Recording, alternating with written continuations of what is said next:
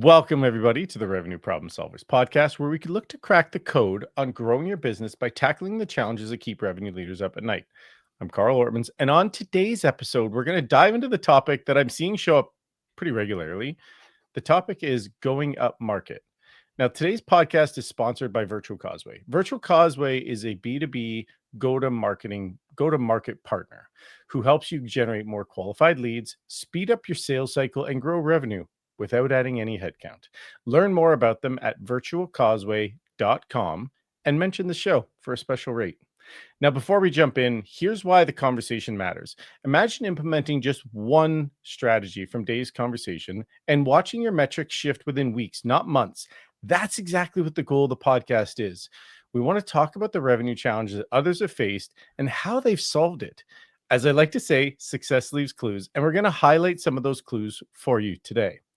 Now, today with me to talk about this topic is Brandon Redlinger. So now, Brandon and I got to meet as classmates in CMO school through Pavilion. And I got to tell you, I've enjoyed his perspective so much on the world of marketing that we've continued to stay connected. Brandon's background is largely marketing. However, he's also been on the other side of the coin and been an account executive.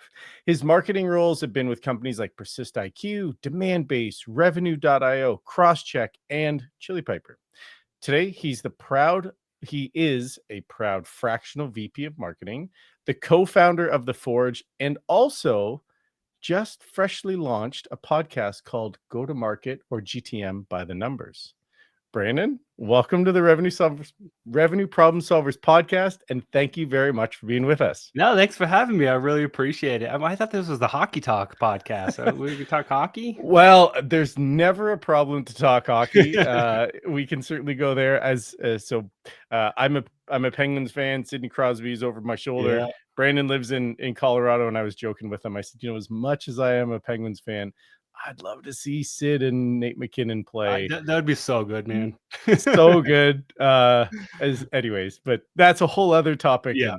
Maybe we can join the boys like Biz and Wit on their podcast and Spit and Chicklets and see if we can. But awesome.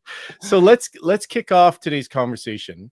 Can you share with everybody a little bit of context about your world? What industries or verticals do you work in today? What are the selling motions? What size companies do you work with?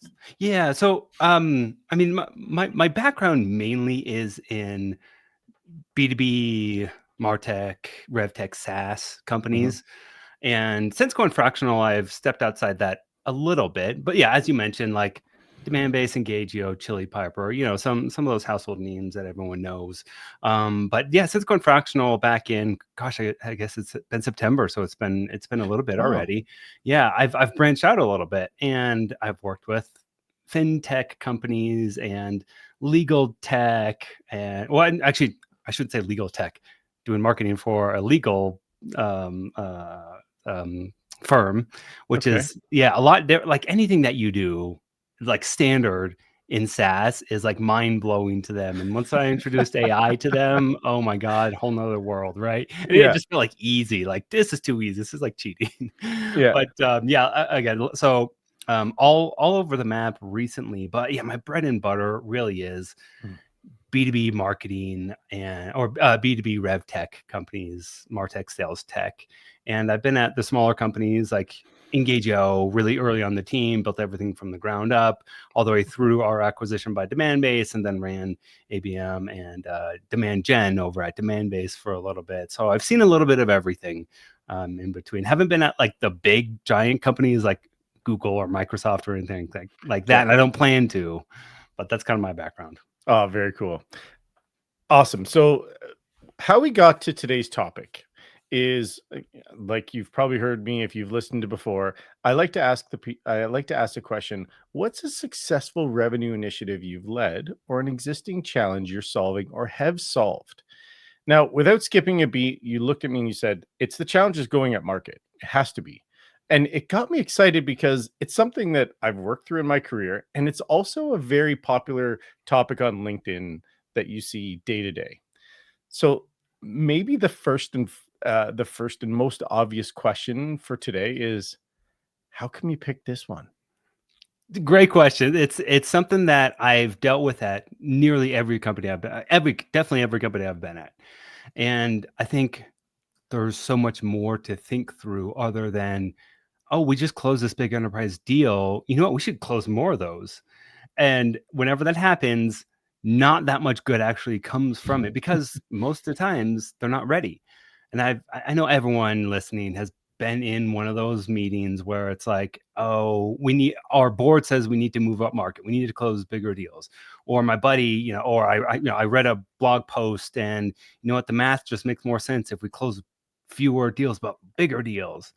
And they really never fully think through all of the implications, from the marketing to the sales motion to onboarding to success to the ongoing renewals. Like it really affects every single part of the business, even the finance function and procurement, like every single function. And too many companies that I've been at, like I've told this story on the podcast before, on my previous podcast, but I was at a company once where we closed Google. Biggest deal we've had, one of the best logos that we could have out there. And what happened? Our implementation team was not ready for a big customer like Google. They never got implemented. They never got onboarded. A few months into the onboarding process, they just gave up, and then they completely ghosted us. So never implemented, never onboarded. The best thing that we got out of that was we threw their logo on our website for a year until the contract was done, and then they said, take it down. Yeah. It's incredibly true. And one of the things that I really like what you said, and I was just taking some notes down because I don't want to forget. The one thing you said is the logo. So I've used this in my career, is just because we've closed an enterprise logo does not mean we're enterprise. Exactly. And so for the conversation today, is that the same experience you've had? Because I think some of the challenges, and maybe this is, again, I'm just going to sort of spit it all out, but some of the Mhm. challenges are, you try to go up market, great. Now we've gone up market, and you just said, hey, is our delivery team ready? There's another thing that comes in play is, I'd like to say, are you ready? Because when you start to get to an enterprise size company, most of the time they're going to say, look, I'm looking for the service, not really the technology. They want something that's solving a problem. 100%. Yeah. And so now comes things like, are you ISO 27001? Sometimes that's important. Are Yep. you SOC 2 certified? Exactly. Do you have all the documentation? Are you in these different languages? So it's not just, well, let's just sell to another logo. Yeah. It's, how do we get there? So maybe the question that I should ask you is, what are the steps from the marketing side to prepare to go to the enterprise, is maybe the first question, or is the question that I should be asking you, at what point in your journey do you say, now it's the right time to go to the enterprise? Yeah. Okay. Yeah. Definitely two. I think two good questions. Let's answer them both. Okay. The first one, really, okay. When do we think we should go into the enterprise? It's when you've had proven success there already, and one customer is an anecdote. It's not data, right? And like once you start to get a few, then we can start to really look at, okay, are we actually set up? Do we have success here? Are these actually good customers for us? Do they Mhm. onboard? Do they stick? Do they retain? Do they advocate for us? But the biggest thing that I think about on the marketing side, to your first question, um, is our value proposition even correct still? Right? Like the Mm. value that we get or give to our customers in the enterprise might be completely different, right? This goes back to like they care more about security and legal. They don't do deals with, like you mentioned, people that are not SOC 2 certified or that have the ISO 27001, right? Or Mhm. 27001. So like you just have to think a little bit differently. A value proposition that also says we're security is meaningful to them. Also, you can sell services to them, and they might even expect that. And that might not be something you've ever considered. And how do you actually put that on your balance sheet? And how do you track that? And how do you account for that revenue? And it's just a lot of implications that teams, yeah, don't think through. But I always start with, okay, let's actually question the value propositions and the value that we're delivering to an enterprise customer versus, I mean, most are pretty small, right? Like it's maybe you're selling $25,000 deals and you want to move to, a $500,000 deal. Mm-hmm. And then it's thinking through, okay, what does that motion look like? And then it's not just let's throw, some marketing resources and then move our best AE over to enterprise, because I've seen that before. And when that happens, you just lost your best AE. They don't know what they're doing. They've never done enterprise. Like, I think it's easier to sell into a different vertical than to learning to sell a new motion. So whenever I've been successful with this, we actually bring in someone who has that sales motion experience. They've done enterprise before, because like it's all about learning when you're doing a new motion, and these sales cycles are long. You can't afford to spend 5 sales cycles learning about how to sell. You need someone who can do that right away. Mm-hmm. So I know I said a lot there, but I'll pause. No, there's a lot that you said there that I think we should try to unpack today. Yeah. Because the one thing that you mentioned is sort of moving, and the team. Is the team ready? Yeah. So there's the first thing. Do you even have the right team that is able to sell into the enterprise?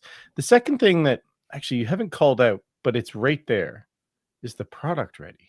Yeah, exactly. Yes. Right? Is the product ready? And then the third thing you mentioned is the market available for us? I've recently spoke with somebody who said, "Hey, we're typically about the 20 to 40K range for a sales cycle, but now we want to close 100K plus sales cycle, 100K plus deals." Okay, how many of those do you have? Well, we've done it once. Yeah. Well, okay. So we've done it once, but does that mean you're truly enterprise? And I think there's the question of the journey to get to enterprise. And then underneath of all of that, the other thing I think that you said, and maybe I can ask you about this, is what I heard from you is we're trying to move up market.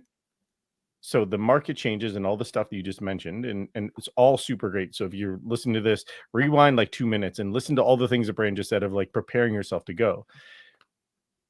But then there's two different things. One, is the product ready to support the enterprise? And the second thing is, has the company also shifted up market and is prepared? So at what point do you look and say, okay, the product shifted up market, we need to catch up? Or is it, hey, we're trying to move up market and the company, so on the marketing side, we need to prepare ourselves? Is it a chicken and egg conversation between if the product's ready versus us as a company is ready? Or how have you looked at that? Yeah, that's a great question. I think it's like just looking back at my experiences and the companies that have done it successfully and not. Um, some of the more technical products that I've sold and that I've been, part of, um, selling enterprise, like selling those products to the enterprise, it's actually a very different product that you're selling. And I really do think you have to make sure the product vision and the product leader who creates that vision for what the product is aligns with that. Like if the product vision really is to support this type of company and it's not enterprise, I think that's an entirely different thing. It's an entirely different conversation, right? Like you said, so many times the CEO or whoever just says, wait, we just closed this big deal. We should be closing all big deals like this. Or and I get the appeal, right? Like it's exciting, it's fun. There's the sex appeal to having that Google logo or whatever it is on your website. But yeah, you might be setting yourself up for failure. So, okay, what does an actual enterprise solution look like? What are those product requirements? And how does that actually fit into our product vision? And then from there, you're building your product roadmap with your product leader. And then from there, you're looking at your sprints. And then you can start to see, okay, a product might be ready in 2 quarters from now. So, and the sales cycle is this long. We can start actually selling it now versus, you know what, we can start selling it now, but the product, we'll figure that out. And it's not ready for a year, right? Because I'm sure people have experienced that before too. But like you have to line your product team up with that as well. And then, like we mentioned, onboarding an enterprise customer with different security requirements and thousands of users at once is a much different game. And sometimes you need one person dedicated to that one account. And because I've had that before, where we hired one person to service the entire account of AWS. That was their only job, onboard AWS, and that's it. Mhm. Because we were getting $1 million from them a year plus. Yeah, and it's also terrifying when you close that account Yeah. because it's sort of like be careful what you wish for because you just might get it.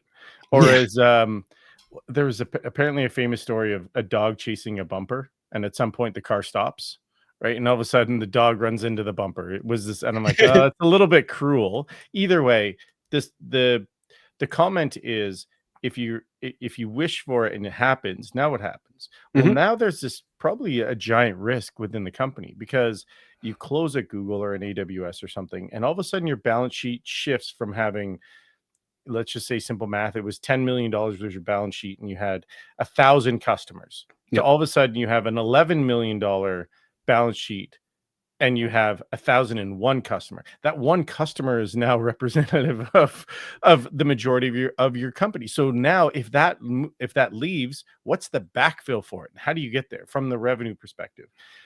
But maybe to come back to the topic and ask you, because it was what's a challenge you've solved or are solving, and you jumped at this one. What's been your journey or your experience that has sparked this conversation today to go, hey, you know what? It was right there, and I need to tell you the story about the challenges that I went through to move up market into the enterprise. Yeah, the most success that I've ever had moving up market into the enterprise was, it was all about focus, and it was hiring someone who has the background in specifically enterprise healthcare, Hmm. right? She spent, it was like 15 years selling solutions to enterprise healthcare. She had all the relationships, she knew the motion, and like this is always the inclination for CEOs is like, we need to sell more. We need to sell to a bunch of different verticals, not just one. But the best thing that we did was just being very specific, just healthcare, and that's it. And I mean, I'm always a big advocate for that because we can be a lot more specific with our messaging. Because if you try to talk to everyone, you've effectively talked to no one, right? But now we could actually build products specifically for healthcare. And she knew the customer so well; she knew them inside and out. And I always say, like, it's so much easier to offer actual business insights to those buyers if you're really specific and you have a background in that one industry. Whereas, like, when a lot of times when sales teams do territories, it's by geo. When you go up market, I've always seen more effective is that it's actually by vertical. Like, it doesn't, like, sure, AEs can jump on planes or they can do Zoom these days. It's easy to do, but what's hard to do is being an expert in 10 different verticals. I mean, maybe with ChatGPT these days, but I'm pretty sure like they can sniff that out still once you really get into the conversations, right? But she was so good at healthcare. She knew the insides and outs. She's seen everything before. She sold a bunch of different products to them. So she just knew the buyer so well. And that was the best thing that we ever did. When you start to, I love the notion of verticalization when you start to get to a certain point, and I do believe you. I completely agree with you.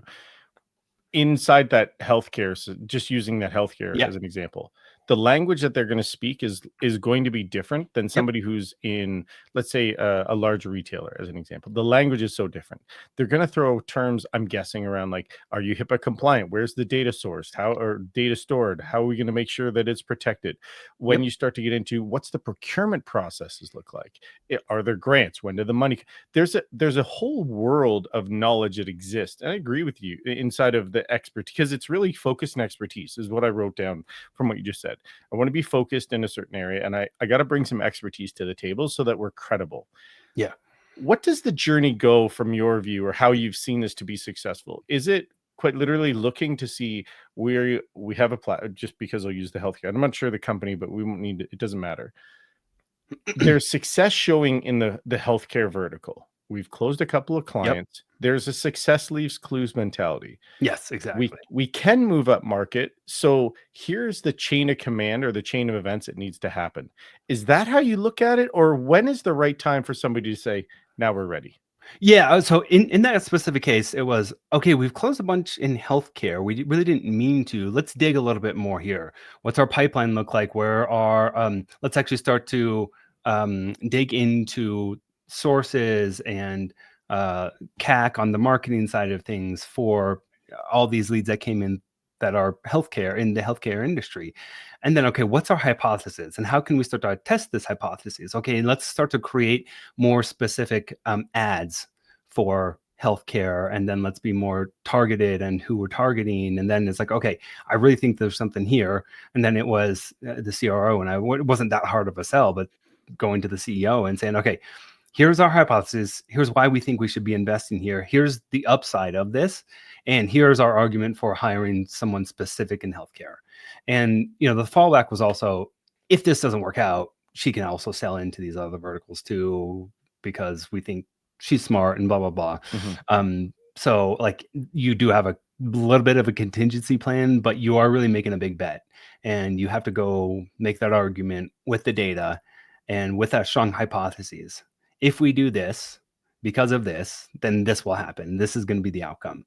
And that's the bet that we want to place going into the future. And that ended up paying off. Well, it makes sense because you're going rooted from data and you're going with it. I don't want to say it is the bet, right? You're placing the bet to get there. So what does that look like from a lead up perspective? Because going up market, it's not easy. Yeah. It's hard. Yep. So how do you look at that from the demand perspective? Is that where you start as ads? Do you start to look at the content and say, here's the content, the case studies? Like, do you start to build, like, what is the ingestion point, I would say, from the marketing side to deploy and deliver some content or to make some noise in the world that the healthcare world is knowing that you exist and that you can support them at that level? Yeah. So what we did after we proved it out a little bit with we're like real top of funnel ads to say, okay, we can at least fill the funnel, and then here's all the metrics. If all stays consistent, here's what we think we can get out of it. So we actually paused that and we said, okay, let's actually use her as the person who's really actually going to be guiding us, the marketing team, on what we should be creating, how we should be saying these things. And we even used a lot of her contacts that she's built relationships with over the years. And we got on calls with her contacts that she was close with and said, okay, like it's basically doing some initial customer discovery and customer development. And then after that, I could get a good sense for, okay, what are the things that we actually need to create? Sometimes it was, what, we have this one pager or we have this ebook that we created. We actually have to just change the language because instead of this, they call it this. Instead of this title, it's this title.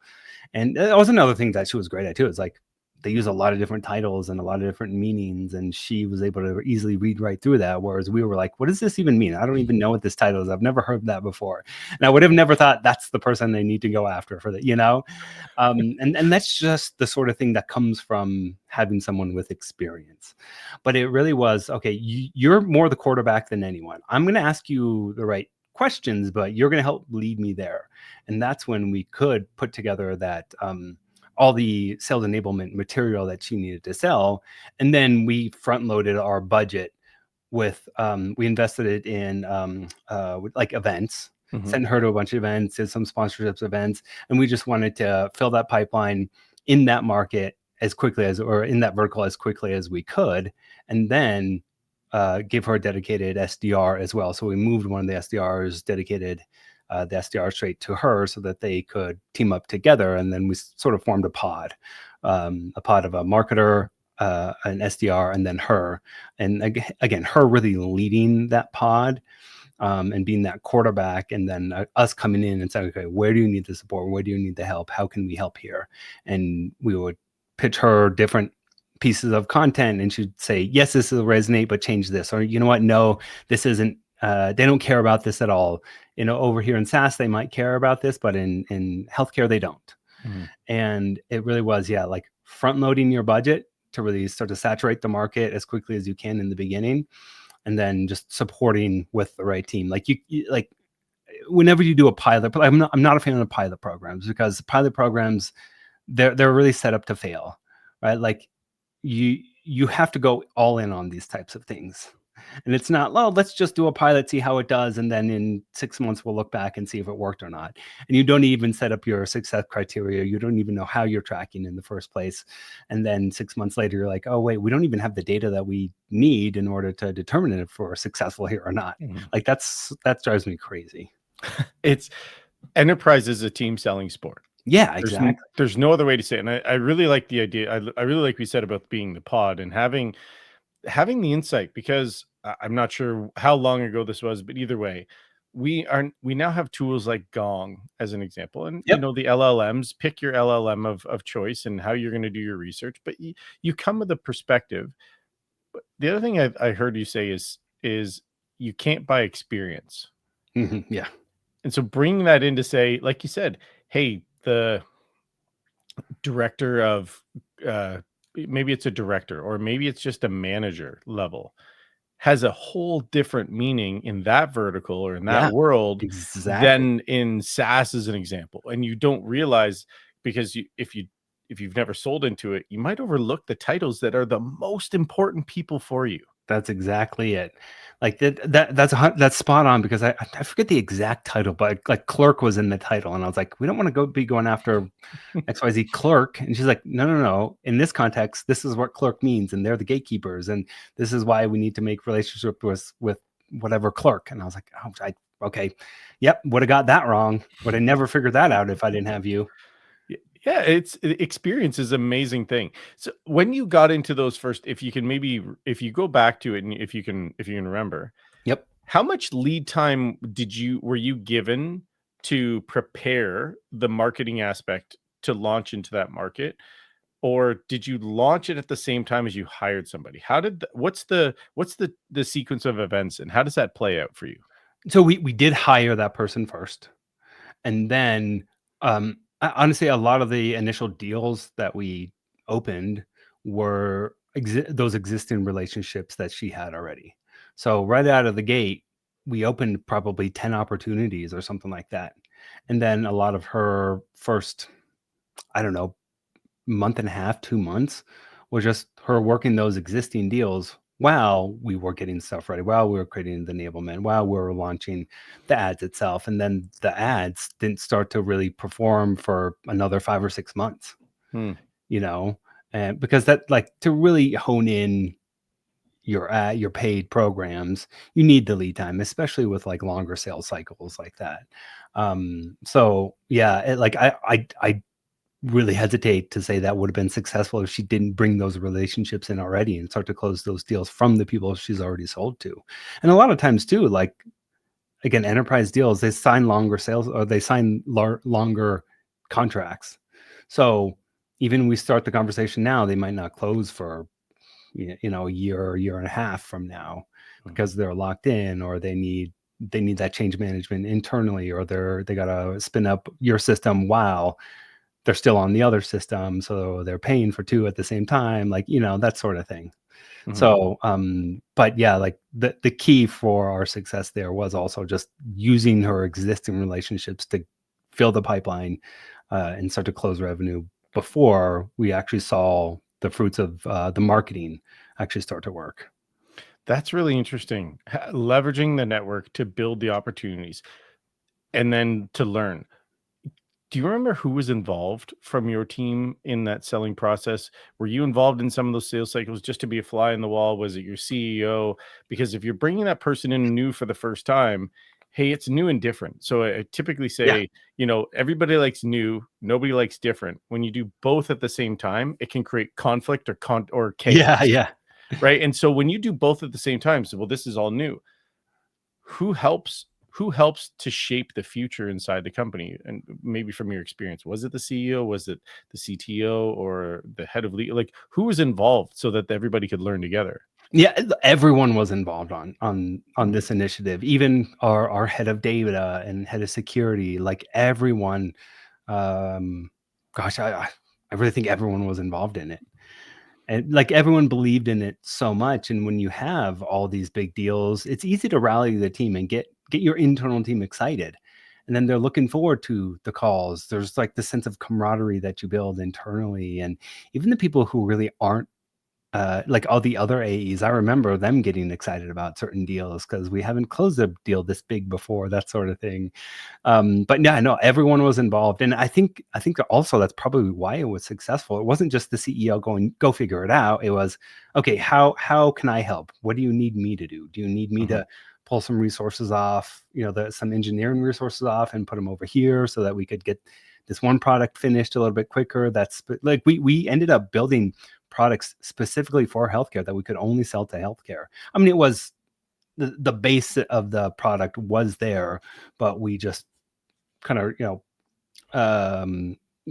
took that and then rebuilt it just for healthcare surveys. So it was we even have a whole line of products just for them.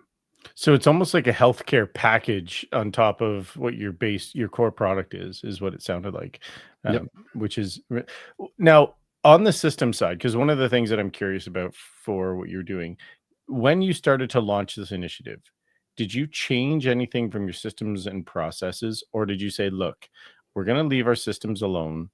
We've made a bet. We're going to do some, side stuff as an example. And until we see it play out, then we'll make the changes to our systems. How did you do that out of the gate? Luckily, we had a pretty solid RevOps function. So a lot of our systems were already built for scale like that. Okay. But I mean, that's a great call out, is a lot or not. Like, I've worked with plenty of companies. I mean, that's the exception, not the rule, where they don't have things set up to scale. They're not ready. Their RevOps is not in a good spot, right? So that was probably one thing that they got right before I was even there. Invest in revenue operations and your data and your systems. And I think that's what I'm really good at anyway, too. And there's probably a lot that I did, now that I think about it, to make sure RevOps was in a good spot. Not necessarily thinking that we're going to go up market, but having a little bit of a RevOps background and working for a RevOps company, that's something that I do care a lot about, because that's something I think about is, like, no matter what we're doing, like, I want to build our system so that we can scale, not so that when we reach that next milestone, it's, oh, we did this wrong, we gotta rejigger everything, and it sets us back quarters because we didn't set it up to scale. And one of the things that I've seen as a mistake is, well, we're going to go to enterprise. We're going to change everything. We're going to bring a whole new selling motion in. Yeah. We're going to do all these things. We're going to change the process. We're going to change our stage names. We're going to change everything, versus saying, let's show some success. What are the things that we need to do? Do we need to create inside of Salesforce, as an example? Do we need to create a different opportunity record? Yeah. Right. So there is something there that I've seen be, well, you put all your eggs in one basket before even showing success. And so it does land the question of, do you lead with process, or do you lead with the outcomes? Or do the outcomes drive the process? Do the process drive the outcomes? It's again, sort of a chicken and egg question. Yeah. That's so true. That's Yeah. so true. But I mean, I think what you said is key, though. Like, commit first, like, over anything. Just, like, commit, know what it takes for success. Know what success actually looks like. Look at those leading indicators. But you can't, again, like, going back to the pilot, like, you can't just do a pilot and say, let's see if this works, and then throw one person at it and say, all right, report back to me in a quarter. Like, that's just set up for failure. But if everyone is committed, if everyone's on the same page, I think you'll figure that stuff out. Mhm. Right? Like, if your systems are not in a good place to really go up market, I think that's fine. And you think you can figure it out, and maybe you build new systems or just temporary processes, just until you know that, okay, we're really going to be successful here. We're going to build a whole team around this enterprise motion, and then build that separately from your regular commercial, or SMB, or mid-market, whatever your other segments are. And I think that's totally fine. So I think sometimes it's, chicken versus egg, which is first. But I wouldn't wait till you have all of your systems perfectly set up before you actually start selling. Yeah, I really like what you just said there. Don't chase shiny things. You didn't say those words, but it's effectively, don't chase shiny things. Yeah. And so by bringing somebody in who's been in enterprise, you're going to bring in somebody who's going to work with them from the SDR side to help build, or BDR, whatever the title is, Yeah. to help build the funnel. but you don't abandon the things that are working. Because as soon as you take somebody, like you mentioned, take your best rep, your best AE out and say, now sell into the enterprise. Okay. Have they ever sold there before? Yeah. Hey, we're going to bring in a marketer in. Okay. Have they ever targeted the enterprise before? Do they know how to do it? So there is a skill set question, I think, that needs to come into play as you're thinking about going up market, because we've seen the, I mean, I've seen the mistakes, it sounds, and you've obviously seen the mistakes as well. Well, just let them try and figure it out. Okay, well, what happens if it goes the other way? Do Hmm. you lose your best AE? All of a sudden, that AE is frustrated because if they were hitting 200% of quota and they were making the money they wanted to, now they went to this new thing and said, hey, we're going to give you more in the base, but they don't make the quota. They're probably going to get frustrated and say, well, I don't want this, someone to leave. Yep, exactly. That's exactly what's going to happen. I've seen that before too. Yeah. So that alignment is incredibly important, is in what we hear. So as we, I mean, I feel like I could ask you many more questions, but I don't want to monopolize your day or time, because obviously it's not a 3-hour podcast. But as somebody sitting and listening to this and said, you know what, I like what Brandon just said. I want to close 6-7 figure deals. Right now, I close 4 or 5 figure deals. We're going to do it. We can do it. Or we have Google as a customer and they pay us $300 a month. But you know what? We're ready to go after the full Google. What are the things that you've learned, or the mistakes that you've made, or the mistakes you've seen to say, before you do that, consider the following? What are those a couple tactical things that somebody listening to this, if they're going to go up market on Monday when they come into the office, you say, here, before you decide to go up market, think about this, this, and this. What would be those 2 or 3 actionable things to tell somebody? You know what? The first thing that comes to mind is actually go talk with your success team. Hmm. And like, I really, okay. So I guess we've been kind of talking about this without specifically naming it, but like one of the most important things you do in general in go to market is like targeting the right people. And whenever you're doing something like a close one analysis or even a close loss analysis, but like the close one analysis, the big mistake I see is people don't actually get CS involved. Whereas like success to you in the sales leader usually is who pays us the most money right now. Right. Whereas on the other end of that, like those people might be the biggest pains in the ass. Whereas just some of your regular average ACV deals might be so easy. They get onboarded quickly. They don't have questions. They renew, they upsell, they advocate, and you never know what that is until like you talk to the CS team and the support team. So like the first thing that comes to mind is actually get them involved. Go talk to them. Go ask them. This big deal that we close or the sexy logo that we have before we expand into that account or whatever. Like, tell me, is that actually success on your end as well? What are some of your KPIs? What are some of the things that you look at when you see this as a green health account? And then, okay, so to put together your hypotheses, if we want to close more of these deals, or if we want to go up market, or if we want to expand into this account, because it might be like in my AWS, Amazon example, AWS was the first a subsidiary within Amazon that we closed. And then of course we had a support rep dedicated just to Amazon, and we had a whole team just selling into Amazon now. Mm-hmm. Right. And again, that like goes back to what we're saying. It's a different motion than just, hey, like you can't just go throw someone at it and say, figure it out.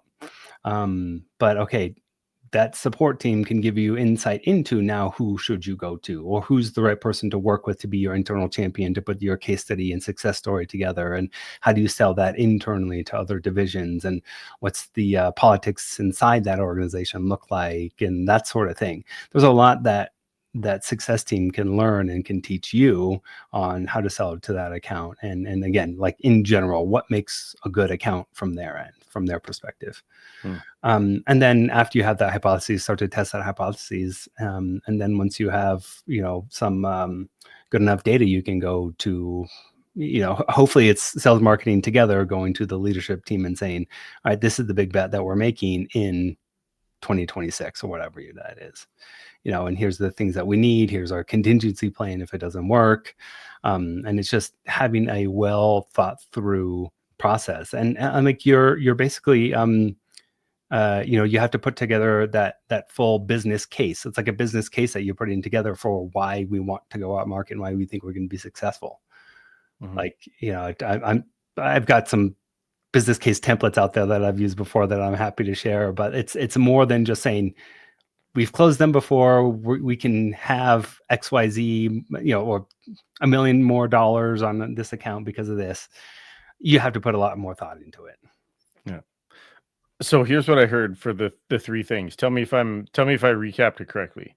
Hire for success, leverage your data, and to see who's actually being successful as a customer, because it'll help you with your targeting. Yeah. Yep. And then the third one is place the bet and be comfortable with like holding it on. Are those the three that did I kind of recover or recap those? Yes, exactly. Yeah, awesome.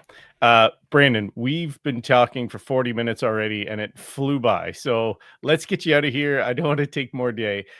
If somebody says, "Hey, Brandon, I'd like to learn more about you or talk to you a little bit more," where do people find you? Where's the best place? Yeah, LinkedIn's the best place. That's my platform of choice these days, and I am still pretty active. If you connect with me, just leave a note that said you heard me on the podcast, because otherwise I miss a lot of I don't accept every single connection that people send. So just leave a quick note, and then I'll most likely accept your request. And then I'm always happy to jump on calls with other people. I love chatting with other people, whether you have a question about a specific thing that we talked about today, or if I can be helpful to you in any other way, let me know. He's one of the most genuine people I've got a chance to meet, and I'm super grateful to have you as somebody part of my network, and I'd like to say friend. So Brandon, thank you very Absolutely. much for today.